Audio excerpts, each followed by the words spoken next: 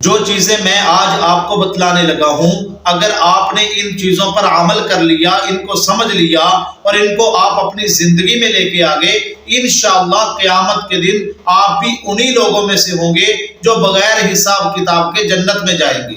میرے دوستو، حضور علیہ السلام فرماتے ہیں، میرے سامنے باقی نبیوں کی امتوں کو پیش کیا گیا، میں دیکھ کے حیران ہو گیا، کسی نبی کے ساتھ 3 امتی ہیں، کسی نبی کے ساتھ 10 امتی ہیں، کسی نبی کے ساتھ 1 بھی امتی نہیں۔ اللہ کے نبی علیہ السلام فرماتے ہیں، اسی دوران میں نے دیکھا کہ ایک پہاڑ ہے، اس کے اوپر بہت سارے لوگ جمع ہیں، یعنی اس پہاڑ کو لوگوں نے ڈھانپا ہوا ہے۔ میں نے جبریل امین سے پوچھا کہ یہ کون ہیں؟ اب مجھے بتایا گیا کہ یہ حضرت موسیٰ علیہ السلام کی امت ہے۔ اللہ کے نبی علیہ السلام فرماتے ہیں، میں نے کہا جبریل میری امت کہاں ہے؟ تو اللہ کے نبی فرماتے ہیں، میری امت بھی مجھے دکھائی گئی، میں نے دیکھا کہ میری امت نے افق کو گھیرا ہوا ہے، یعنی چاروں طرف لوگ ہی لوگ ہیں، اتنی کثرت ہے میری امت کی۔ اللہ کے نبی علیہ السلام فرماتے ہیں، اس کے بعد مجھے بتایا گیا کہ یا رسول اللہ، آپ کی امت میں سے 70,000 لوگ ایسے ہوں گے جن کو قیامت کے دن اللہ بغیر حساب کتاب کے جنت میں داخل فرمائیں گے۔ حضور علیہ السلام نے جب یہ بات ارشاد فرمائی نا، ایک صحابی تھے حضرت عکاشہ رضی اللہ تعالیٰ عنہ، وہ کھڑے ہو گئے، کہنے لگے یا رسول اللہ، آپ میرے لیے دعا فرما دے کہ اللہ مجھے بھی ان لوگوں میں شامل فرما دے۔ حضور علیہ السلام نے حضرت عکاشہ کے لیے دعا کر دی۔ تو میرے دوستو، حضرت عکاشہ جب بیٹھ گئے تو ایک اور صحابی کھڑے ہو گئے، کہا یا رسول اللہ میرے لیے بھی دعا کر دے۔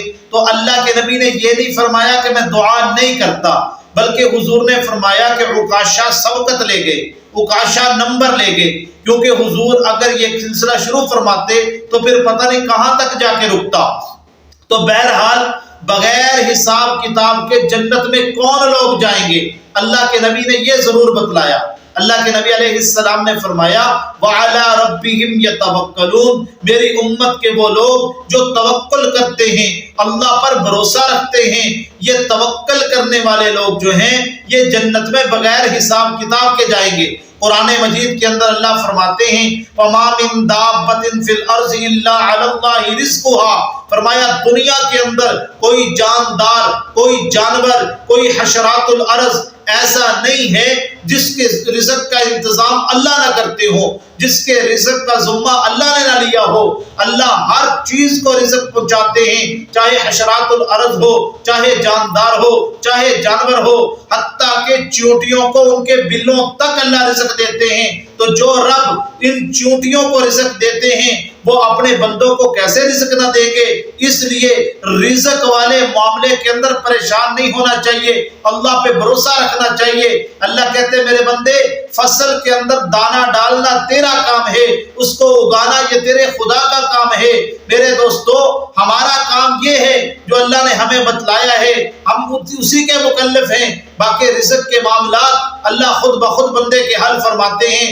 دوسرے نمبر پہ فرمایا ایسے بندے جو جیلی قسم کا تویز گنڈا نہیں کرتے، یعنی بابوں کے پاس نہیں جاتے، ان لوگوں کے پاس نہیں جاتے جو تویز گنڈے کرتے ہیں، شرکیہ تویز دیتے ہیں، اس طرح کے لوگوں کے پاس وہ نہیں جاتے۔